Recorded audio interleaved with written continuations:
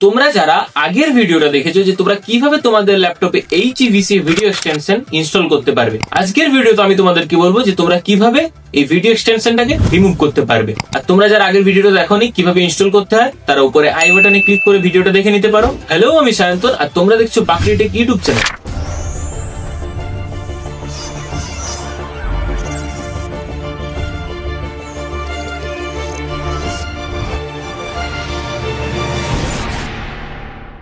তোমরা যদি এখানে সার্চ করো যে HEVC ভিডিও এক্সটেনশন, তোমরা কিন্তু কোনো অ্যাপ্লিকেশন দেখতে পাবে না।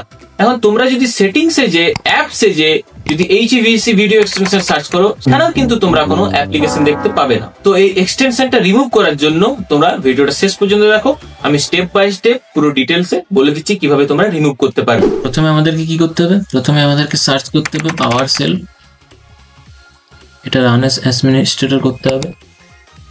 তারপর এটা এখন আমরা বড় করে নিই।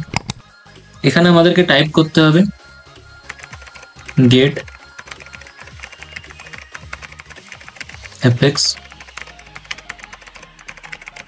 প্যাকেজ, তারপরে এন্টার করতে হবে। যে সমস্ত অ্যাপেক্স প্যাকেজ আছে সেগুলো সব এখানে তোমাদের সামনে শো হবে এখন। তারপর এখান থেকে আমাদেরকে সার্চ করতে হবে যে কোন অ্যাপেক্স প্যাকেজটাকে আমরা রিড করতে চাই।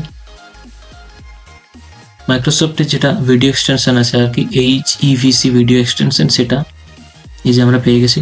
এখানে আমাদেরকে প্যাকেজ ফুল নেম যেটা আছে সেটাকে কপি করতে হবে, Ctrl+C।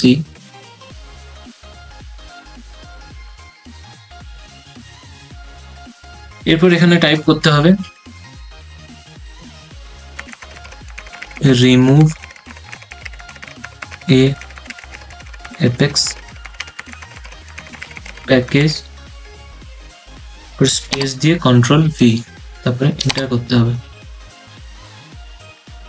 এখন দেখতে পাচ্ছ তোমরা রিমুভ হয়ে গেছে। তো আমরা একবার চেক করে নিই।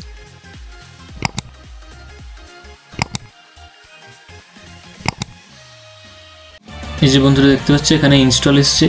যদি রিমুভ না হতো তাহলে রিইনস্টল লেখাটা আসতো। আশা করছি ভিডিওটা ভালো লেগেছে। যদি ভিডিওটা ভালো লেগে থাকে তাহলে অবশ্যই ভিডিওতে একটি লাইক করো, আর এরকম ভিডিও দেখার জন্য চ্যানেলটিকে অবশ্যই সাবস্ক্রাইব করো।